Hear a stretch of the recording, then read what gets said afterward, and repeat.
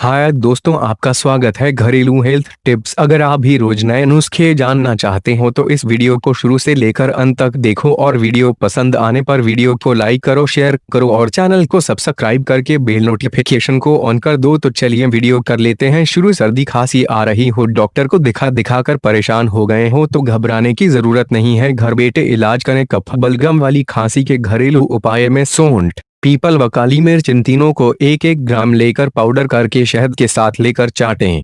इससे किसी भी तरह का बलगम कफ हो ठीक हो जाता है। 4 दिन तक करना है, सर्दी खांसी ठीक हो जाएंगी इंशाल्लाह। और कुछ न पिए और ना खाए, रात को सो जाए।